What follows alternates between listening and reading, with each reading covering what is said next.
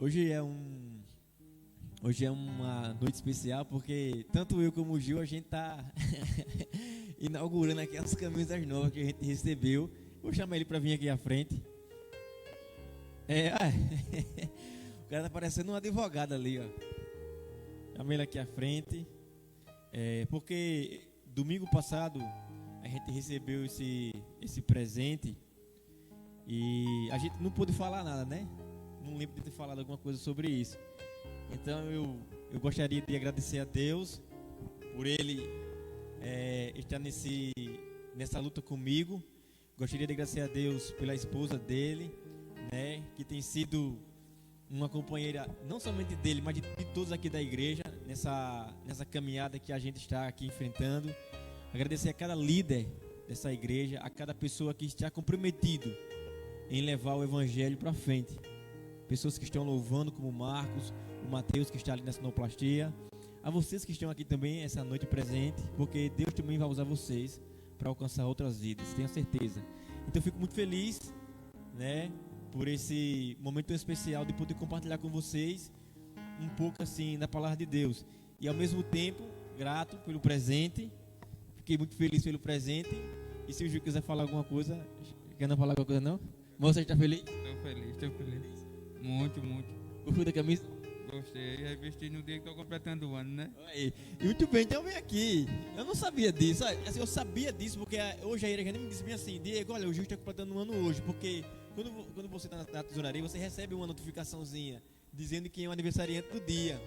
Então, irmão Marcos está aqui.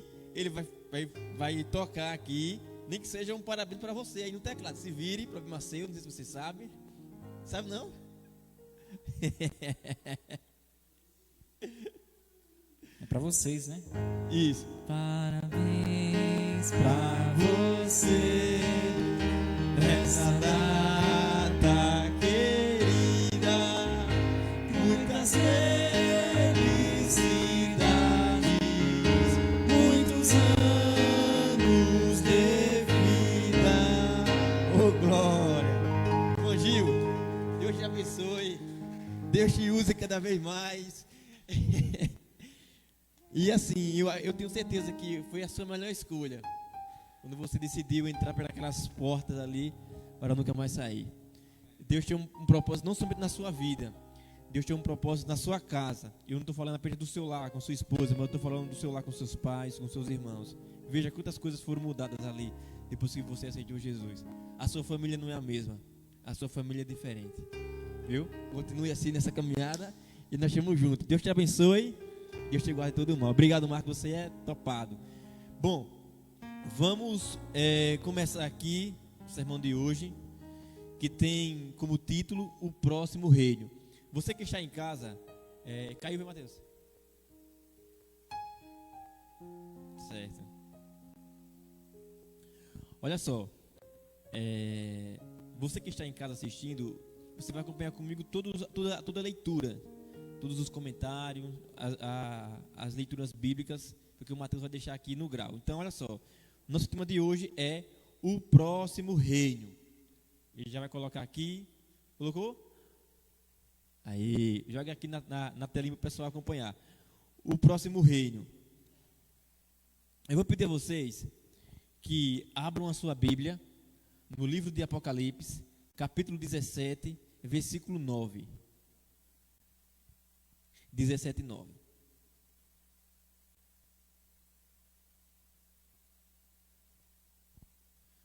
Amém? Pronto, vamos acompanhar por aqui. Aqui diz assim: aqui está a mente que tem sabedoria. As 7 cabeças são 7 montes, nos quais a mulher está sentada. São também 7 reis, dos quais 5 caíram. Um existe e o outro não chegou. E quando chegar, tem de durar pouco tempo. Eu vou parar aqui, nesse momento, e quando nós estiver pertinho do final, eu vou continuar a leitura do versículo 10. Primeiramente, vamos aqui explicar. Mas tu pode voltar para mim aqui, deixar a minha imagem toda na tela, e é o seguinte. Olha só, o texto está dizendo, quando João recebeu a visão do Apocalipse, ele recebeu que tinha 7 montes. E ao mesmo tempo também tinha sete cabeças, que também são 7 montes. Onde a mulher está o quê? Sentada. Eu vou explicar um negócio para você que está assistindo e para você que está na igreja.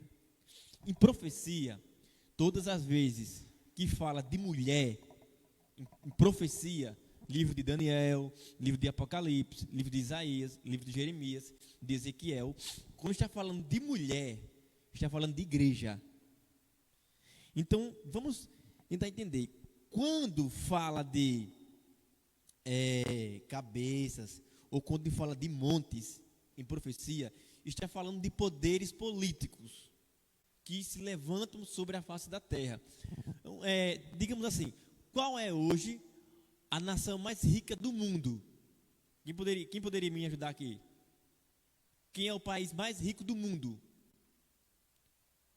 Estados Unidos. Os Estados Unidos ainda é o país mais rico do mundo. Então, nós estivemos falando nesse sentido, fica mais fácil para você compreender o que o escritor bíblico estava querendo dizer. Então, olha só, ele está dizendo que as 7 cabeças são 7 montes, nos quais a mulher está sentada. E ele diz, são também 7 reis. Fica muito fácil agora para entender. Dos quais 5 caíram, um existe e o outro ainda vai existir. Olha só, o que significa isso? Explica para vocês. Esses 5 reis foram 5 nações que ao longo do tempo, das eras, dos séculos, dos anos, esses 5 reis ou essas 5 nações perseguiram o povo de Deus. O que a gente vai fazer hoje aqui? Nós iremos conhecer na Bíblia quem são ou quem foram essas 5 nações que perseguiram o povo do Senhor. Quem são essas nações? Mateus, passe o próximo slide. Pronto. Já pode deixar a tela cheia aqui na frente, o pessoal ver em casa. Olha só. O Egito, o primeiro reino que perseguiu o povo de quem? De Deus.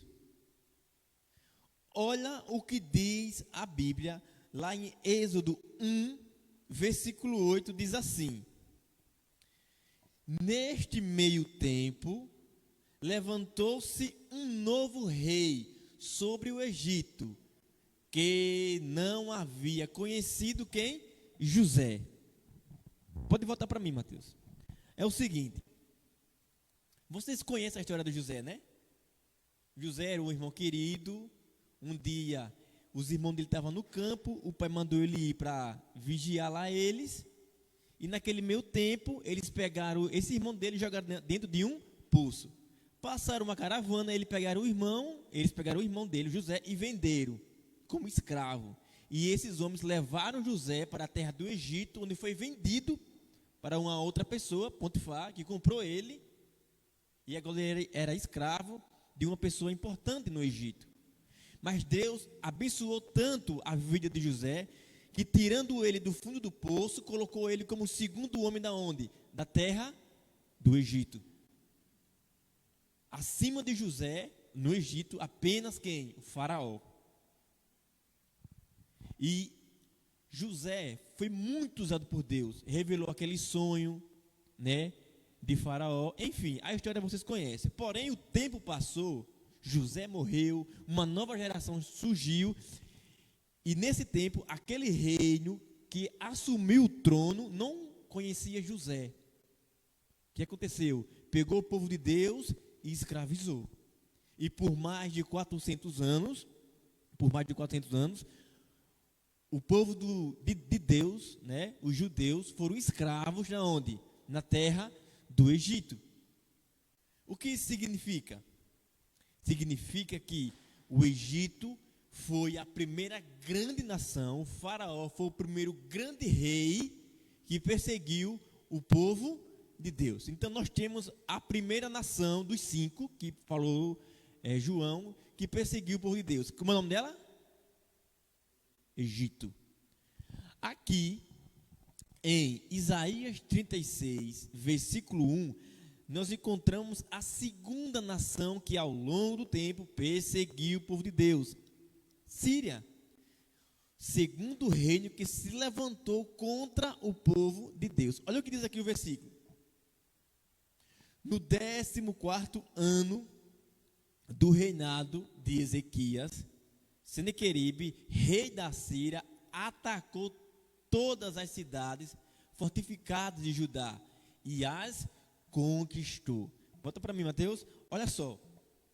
Então a Bíblia está dizendo que os assírios atacaram quem? Judá, e conquistaram quase todas as cidades. Apenas uma cidade não foi conquistada. E aqui nós temos, dentro da Bíblia, a segunda nação, que era governada, por Senaqueribe, o rei da Síria, que perseguiu quem? O povo de Deus. Das 5, nós já temos quantas? 2. A história diz que quando esses homens marcharam contra o povo de Israel, os soldados cercaram a cidade, mas Deus enviou o seu anjo, que desceu, e uma noite, apenas um anjo matou mais de 185 mil soldados assírios. E eles foram embora com medo e ficaram apavorados. E Deus, como livrou o povo dele, como o Senhor livrou o seu povo da mão de Faraó, Deus também livrou o seu povo da mão de quem? Senequeribe. Agora, nós vamos para a terceira nação que persegue o povo de Deus. Quem é ela? Babilônia. O terceiro grande império que se levantou contra o povo de Deus. Lá em Daniel 1, versículo 1, olha o que diz a palavra do Senhor. No ano terceiro do reinado de Jeoaquim, rei de Judá, Nabucodonosor, rei da Babilônia, veio a Jerusalém e a sitiou. Tem até uma imagem aqui na frente. Olha só, mais uma vez o povo de Deus se afasta dos caminhos do Senhor. Mais uma vez o povo de Deus esquece de meditar nas suas santas escrituras. E todas as vezes que eu me afasto da presença de Deus, para onde é que eu estou indo? Para as mãos de Satanás. Foi o que Satanás fez? Mais uma vez, escravizou o povo de Deus. Porque todas as vezes que eu e você deixamos de lado os princípios da lei de Deus, quando eu e você deixamos de lado a presença de Deus, nós nos tornamos escravos de nós mesmos ou do pecado. E mais uma vez, o povo de Deus virou as costas para a santa lei do Senhor. E como resultado disso, mais uma perseguição, mais uma escravidão, mais um sofrimento. Porque a Babilônia, comandada por Nabucodonosor, o que é que acontece? Escraviza. Mas diferente do Egito e diferente dos assírios, Deus automaticamente não liberta o seu povo das mãos de Nabucodonosor. Sabe o que Deus fez? Deus converteu Nabucodonosor. Amém? E aquele homem que era pagão, aquele homem que adorava a criatura no lugar do Criador, conheceu o Deus verdadeiro através do testemunho de Daniel. Um homem fiel a Deus, um homem amado pelo céu. Mas o tempo passou,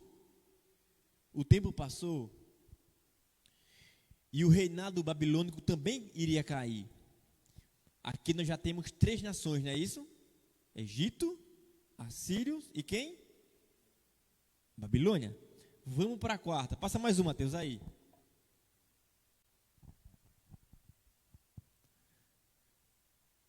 Pronto. Os Medo-Persas. O quarto reino que se levantou contra o povo de Deus. Olha o que diz aqui. Que interessante isso.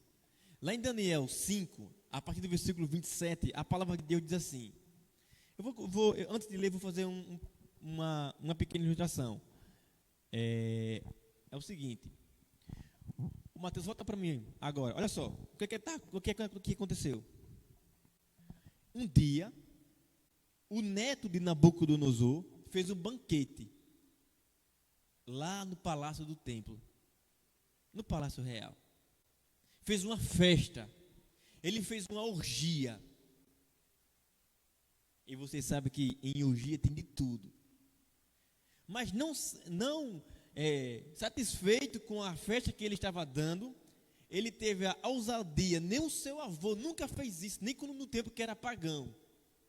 Ele mandou pegar os utensílios de Deus, do templo, os cálices, tudo, e mandou trazer para usar na festa. Quando ele fez aquilo, um anjo do Senhor desceu do céu e rasgou a parede com seu dedo, escrevendo. E ele ficou assustado, todos ficaram com medo, tremendo, sem saber daquilo. E agora quem pode decifrar para a gente isso que está acontecendo aqui? Que letra é essa? Que vocabulário é esse? Que idioma é esse? Que está aqui escrito na parede do meu templo? Chama alguém para tentar resolver isso. Ninguém sabia. Aí chamaram quem? Daniel. E Daniel foi. E quando Daniel chegou lá, ele disse: tem um Deus no céu que pode traduzir o que está escrito aqui. Pode explicar para você o que está escrito aqui. E ele disse assim: Tekel, foste pesado na balança e foste achado em falta.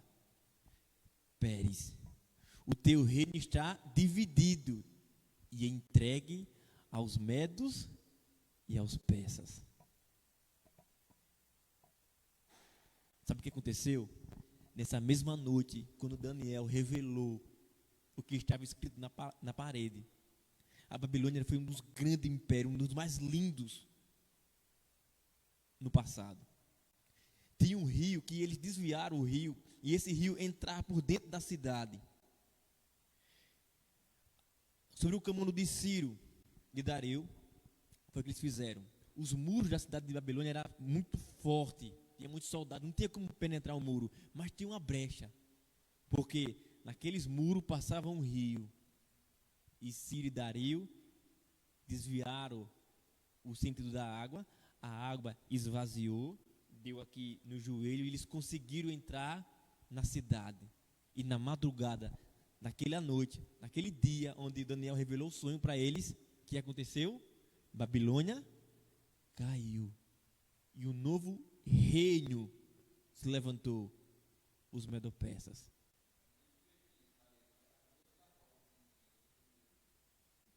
Um negócio extraordinário. As ruínas estão até lá hoje. Muitos diziam: a Bíblia nunca está falando a verdade. Aí, ó, Babilônia nunca existiu. Quando foi um dia, eles cavando ali naquela região do Iraque, encontraram Babilônia, a cidade que a Bíblia falou que existia. E do jeito que Daniel descreve, a entrada do templo tem lá, ó, os leões para entrar. Do mesmo jeito, até tá num museu lá na Europa. Eles levaram para lá. E aí, os Medo-Persas invadem Babilônia e, ó, mata o rei. Mata todo mundo. Sabe por quem escapou? Daniel escapou. E ele ficou na mesma função. Aliás, ele foi elevado. E sabe o que foi que Deus fez com Ciro e Dario? Fez a mesma coisa que fez com Nabucodonosor. Converteu eles. O que é que acontece aqui? Deus é um Deus de misericórdia. Deus é um Deus que ama todas as pessoas e leva a mensagem para elas. E o que Ele deseja é que a gente mude a nossa rotina, o nosso estilo de vida. E esses homens aceitaram. Mas, irmãos, o tempo passou. E olha o que aconteceu agora. Em Daniel 8, versículo 20 e 21, o tópico de cima diz assim: Grécia, o quinto reino que se levantou contra o povo de Deus. Aí diz assim a palavra do Senhor: aquele carneiro de 2 chifres que viste são os reis da Medo e da Pérsia. Mas o bode peludo é o rei da Grécia. E o grande chifre que tinha entre os olhos é o primeiro rei. A Bíblia está dizendo, antes de acontecer disso, olha, os medo-persas vão cair para um grande rei da Grécia. Quem é esse rei? E a história diz, Alexandre o Grande. Se levantou com a sua sabedoria, com a sua inteligência e conquistou o mundo, inclusive a Médio e os persas, a Medo-persas. Mas com a mesma velocidade que Alexandre conquistou o mundo, Alexandre também morreu. 3 anos e meio depois de conquistar o mundo, aos 34 anos de idade, Alexandre morria. Mas voltando aqui para o sermão, nós já temos quanto? Os 5 reis, as 5 nações dentro da Bíblia que João viu lá em Apocalipse. O Egito, a Síria, Babilônia, Medo-persas e agora a Grécia. E agora, irmãos, olha o que acontece aqui. Mateus, volte lá para o capítulo, o segundo slide, depois do nome reino. Aí, beleza. Pode jogar a imagem toda para o pessoal que está em casa assistir. Pode jogar toda. Diz assim, ó. Vamos entender, né, agora, né? Ó, aqui está a mente, quem tem sabedoria. As 7 cabeças são 7 montes, nos quais a mulher está sentada. São também 7 reis, dos quais 5 caíram. 5 não existe mais. Quem são eles? Quem mais não manda no mundo? O Egito, a Assíria, os babilônicos, os medo-persas e a Grécia. Mas aqui ele diz, existe. Existe. Volta para Roma. Bota em Roma aí, Mateus. Isso. Aí ele diz, 5 não existe mais. Existe. Vou perguntar aqui a vocês, quem era o grande império na época de Jesus? Quem era? Roma. Lá no, não sei se é nos textos da Igreja Católica, diz assim, padeceu sobre Pontos Pilatos. E de onde era Pilatos? Da Roma. Era um representante de Roma, na onde? Em Israel, em Jerusalém. Então ele está dizendo, 5 desses 7 já não existe mais, mas um existe. E quem era que existia naquele tempo? Roma pagã, ou o Império Romano, que foi o império mais cruel descrito pela Bíblia. Sabe quantas pessoas morreram crucificadas pelo Império Romano? Milhões. Eu não estou falando de milhares, estou falando de milhões de pessoas. Diz que no ano 70, foi tanta gente crucificada em Jerusalém, que quando acabou a madeira, acabou as cruzes, eles pegavam as pessoas e crucificavam em árvores. Era humilhante. Todas as pessoas que iam para a cruz, eles iam despidos, sem roupa, era para humilhar.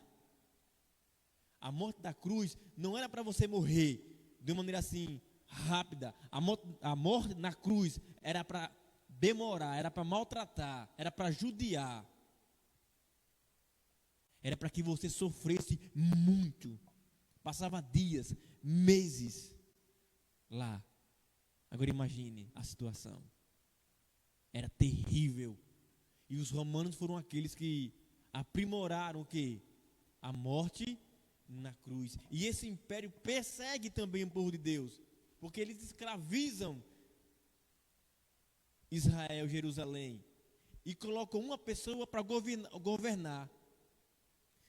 Pilatos era o prefeito de Jerusalém.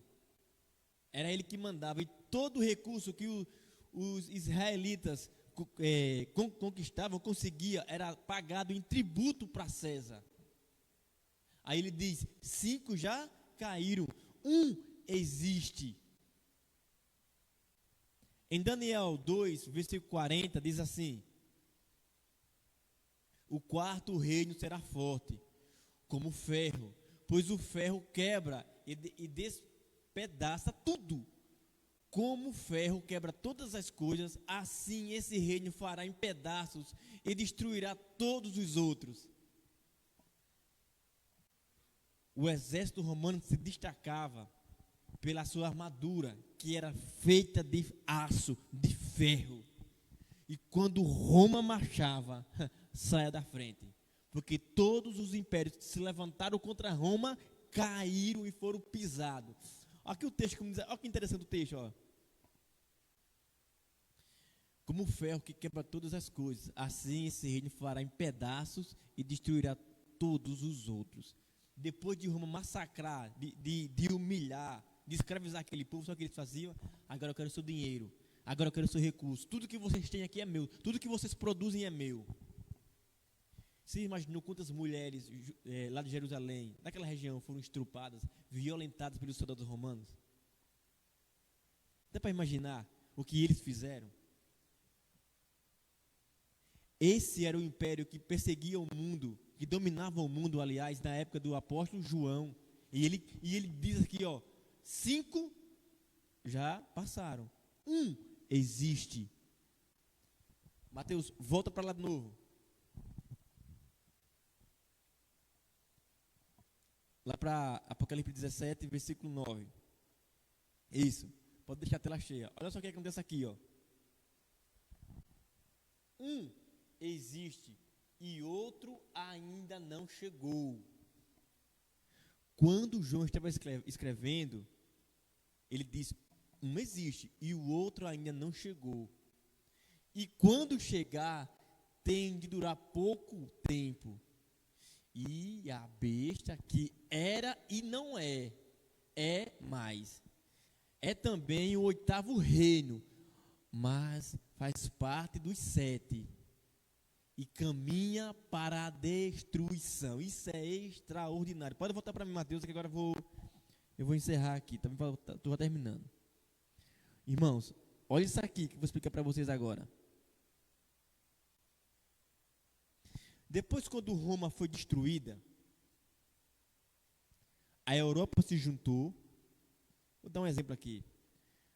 Os franceses, os alemães, os espanhóis, os portugueses, os da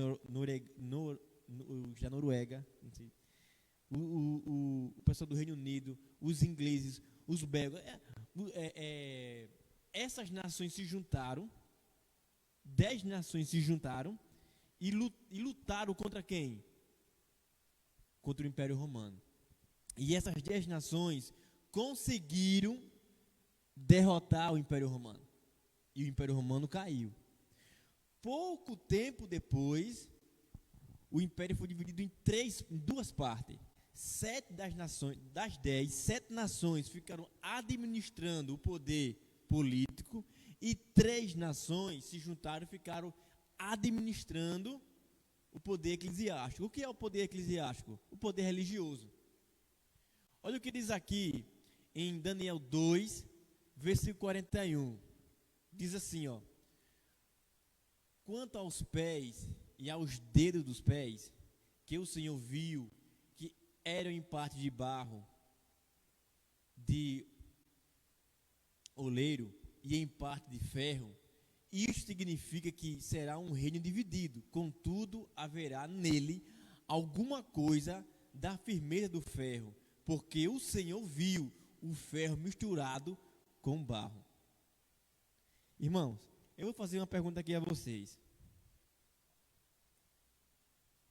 Você que está aqui em casa, olha só. Quando Roma caiu, um novo poder subiu o trono. E esse poder está até no dia de hoje. Porém, esse poder não domina o mundo todo. Ele está no mundo todo, mas não domina, não governa, não manda. Eu vou perguntar aqui a vocês fazer aqui a vocês uma pergunta. Como se chama o nome da igreja de João Paulo II? Como é o nome da igreja? Igreja o quê? O quê? Igreja católica o quê? Apostólica o quê? O quê? Vamos lá. Igreja católica apostólica. Qual o último nome? Romana. Eu vou fazer uma pergunta para você que está assistindo, para você que está aqui na igreja. Você é um católico apostólico romano ou você é um católico apostólico cristão? Que católico você é? Romano ou cristão? Cristão. Eu sou católico, eu sou apostólico e eu sou cristão. Mas a igreja de Bento XVI, a igreja do Papa Francisco, se chama romana. E até hoje o Império Romano ainda está o quê? De pé. Não mais como uma monarquia, mas agora como um eclesiastes, um poder religioso. Mas só pode voltar, Mateus, pode deixar no outro lá. E pode deixar a tela cheia de novo. Mas Deus diz na profecia que ele falou para Daniel que existia algo, nele, alguma coisa da firmeza do ferro. Tem algo que sustenta esse reino. Eles são um reino dividido, eles não se unem, a Europa não se une. Mas a Bíblia está dizendo, a Bíblia diz que existe uma coisa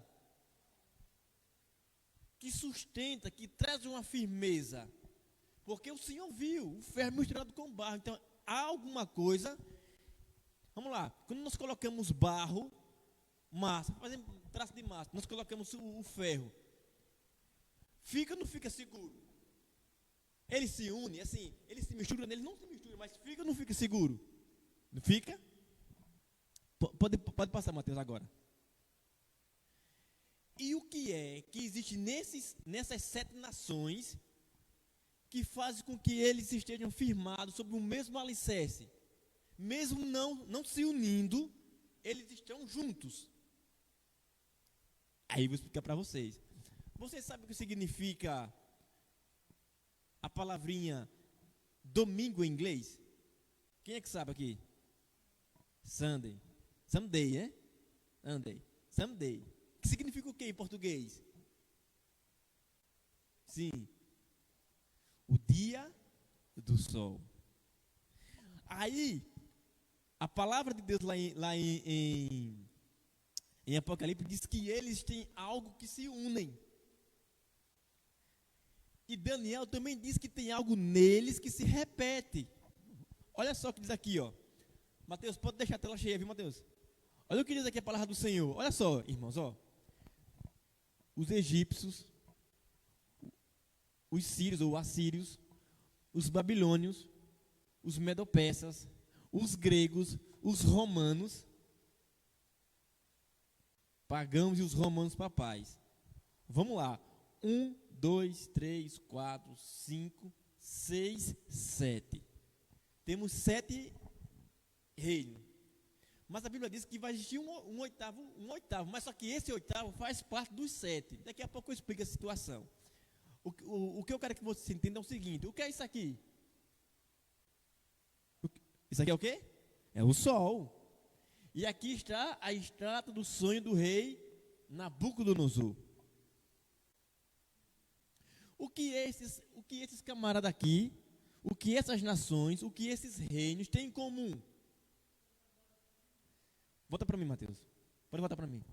Sabe o que eles têm em comum? Anote isso aí, viu?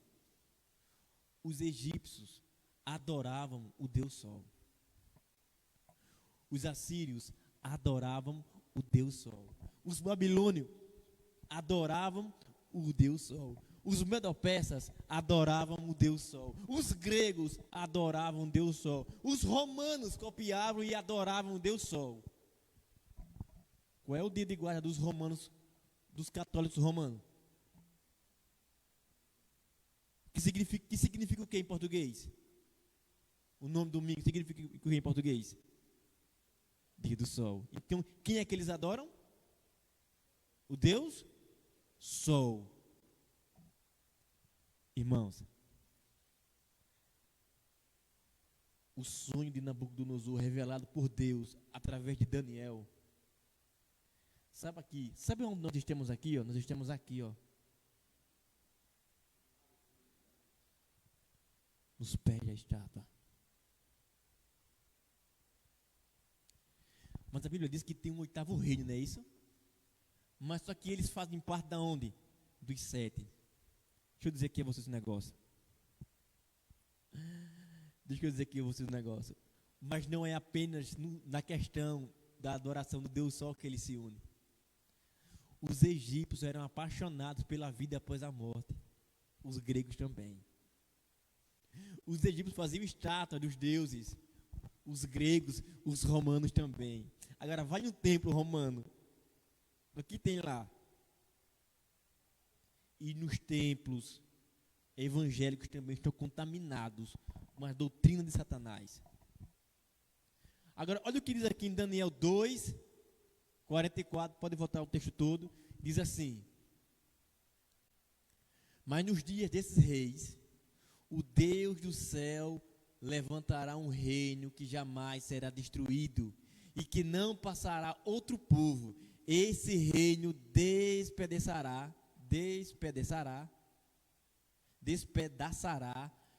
e consumirá todos esses outros reinos, mas ele mesmo subsistirá para sempre. Daqui a pouco eu vou explicar isso aqui, viu?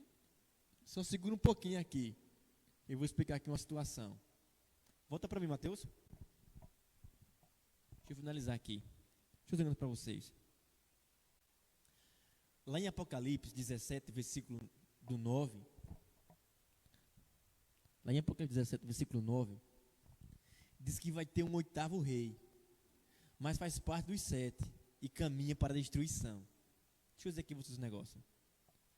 Olha só. Todas as nações da terra vão se unir em um só objetivo, em um só propósito. Deixa eu ver se eu estou com a minha máscara aqui. Está aqui. O que é isso aqui? Uma máscara. Existe diferença entre católicos e protestantes? Sim ou não? Existe. Os católicos enxergam a religião de um jeito, os protestantes de outro. Existe diferença entre o islamismo e o cristianismo? Sim ou não? Eles enxergam a religião de um jeito e os cristãos enxergam a religião de outro. Existe diferença entre nós e o pessoal lá da China, lá da Índia, que acredita na divindade deles? Sim ou não? Eles acreditam de uma forma de Deus, nós acreditamos de outra forma. Agora eu pergunto uma coisa aqui a você. Os chineses estão usando isso aqui? Os muçulmanos estão usando isso aqui? Os católicos estão usando isso aqui? Os crentes, né? Os protestantes estão usando isso aqui? Mesmo tendo diferenças. Está todo mundo de quê? De máscara. Por que estão usando máscara? Por um bem maior, não é isso? Por um bem maior. Chegará um dia, na história desse mundo, que para o bem maior do planeta Terra, para o bem maior da família terrestre, nós precisamos proteger a Terra do aquecimento global. E uma das formas de proteger a Terra é parar com a poluição. A pandemia revelou para o mundo que, devido aos decretos de isolamento social, parou a poluição de vários países, diminuiu na verdade. E tendo esses dados nas mãos, ou em mãos, o que eles vão fazer? Eles vão se juntar porque a situação na terra vai piorar. Quem estuda a Bíblia sabe, essas pragas vão aumentar, mais tragédias vão acontecer. E para frear isso aqui, eles vão lançar a cartilha do domingo como um dia de isolamento social. Um dia que não vai haver trabalho, não vai haver nada. Vai ser um dia de totalmente repouso. De repouso total. Eu posso guardar esse domingo? Posso. Agora, no dia que eles me proibirem de guardar o sábado, aí eu não posso mais guardar esse domingo. Vocês estão entendendo? O 8º reino será a união de todas as nações da terra sobre a ordem do anticristo, que vai unir todas as nações em um propósito de paz. Mas a palavra de Deus diz que quando ouvir paz, paz, paz, é porque virá o quê? Irmãos, nessa pandemia, teve muitas pessoas que creem em Deus, que pegou e morreu. Mas logo, logo, vão vir pandemias, vão vir doenças, vão vir pragas, que o povo de Deus não vai sofrer, não vai morrer, não vai adoecer. E as pessoas vão olhar para a gente com um olhar estranho. E começará a grande perseguição que fala o livro de Daniel, capítulo 12, versículo 1. Mas quando isso acontecer, olha o que diz aqui: mas nos dias desses reis, o Deus do céu levantará um reino que jamais será destruído e que não passará a outro povo. Porque essa pedra que cai do céu e derruba essa estátua aqui, é nada mais, nada menos do que a volta gloriosa do Senhor Jesus. Que Deus abençoe a sua casa, que Deus abençoe a sua família, e não tenha medo, porque Jesus está com você. E a coisa mais importante que existe nesse mundo, Deus escreveu nesse livro. É a carta de amor de Deus para aqueles que o amam. Amém? Eu vou chamar o Marco para vir louvar o Senhor.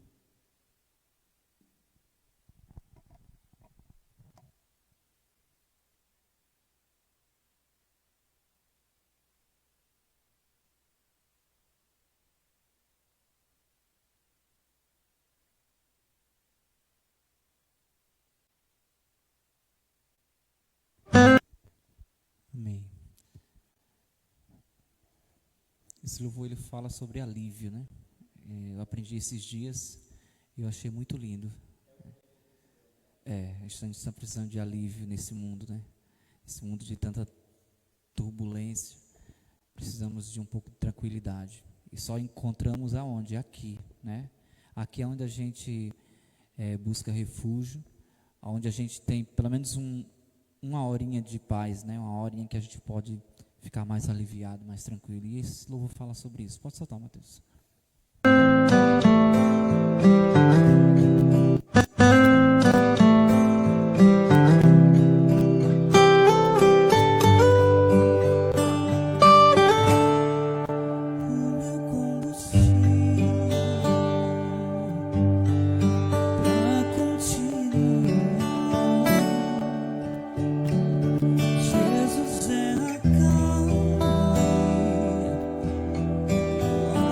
Chego dos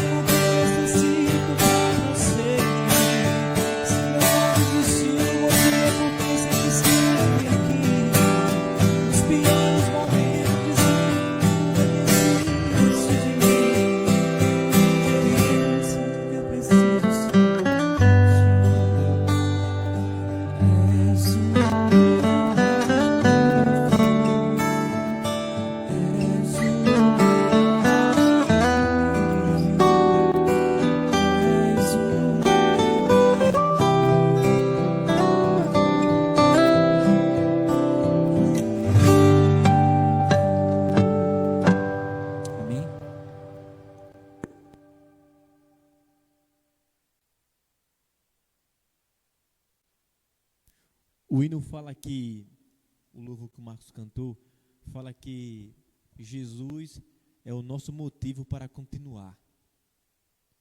Mas eu queria dizer um negócio para vocês.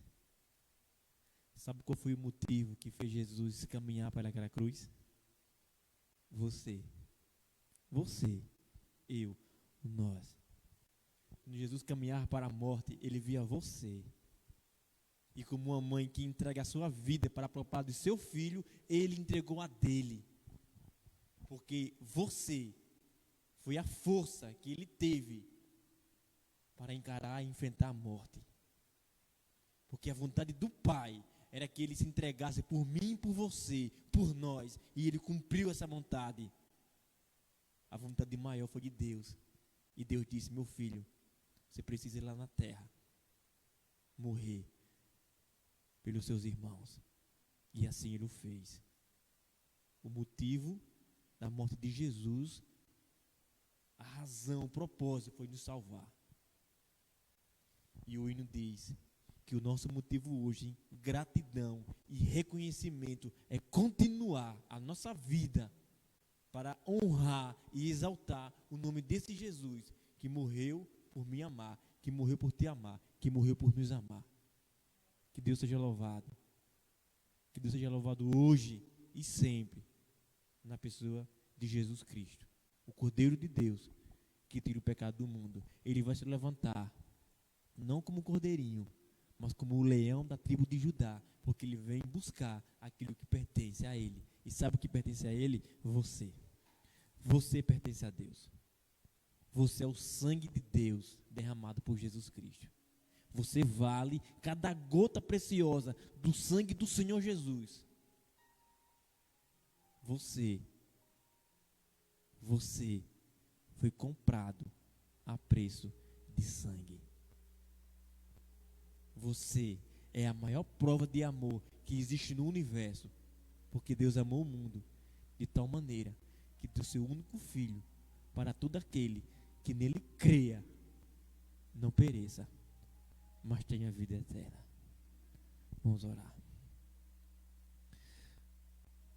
Nosso querido Deus, nosso querido Pai, muito obrigado, Deus, por mais uma oportunidade de estarmos aqui na Tua Santa Casa, mesmo cheio de pecado, mesmo cheio de falhas. O Senhor decidiu nos salvar. O Senhor decidiu derramar o seu precioso sangue, enviando Teu Filho amado. Deus, fortalece cada pessoa que está aqui essa noite, seja presencialmente ou virtualmente, Deus. Venha, Senhor, Pai, com aqueles que estão enfermos. Venha, Senhor, com aqueles que estão chorando a perca, ou as perdas, o choro do luto, o choro da dor, o choro da tristeza, o choro da saudade. Mas temos vencer com aqueles que estão no choro de alegria. Deus, fortalece a nossa caminhada. Fortalece a nossa fé, Senhor Deus. Fortalece a Tua igreja, que essa chuva que cai nesse exato momento sobre essa cidade seja chuvas de bênção para as plantações, para as lavouras. Ó Deus, muito obrigado, Senhor Deus, por essa chuva. Obrigado por tudo. Obrigado pelo Teu Filho amado, o nosso irmão mais velho, o nosso irmão perfeito, o nosso irmão querido, chamado Jesus, o Salvador. Logo, logo ele voltará para esse mundo, para buscar aqueles que entregaram as suas vidas em suas mãos. Naquele grande dia, esses que estão aí, Senhor, no túmulo se levantarão para receber a coroa da vida eterna. E nós, os vivos, seremos transformados e seremos levados para o encontro com o Senhor nos ares. Nos leve em paz para nossas casas. Desde já, muito obrigado por tudo. No doce nome de Jesus, que vive e reina para sempre. Amém.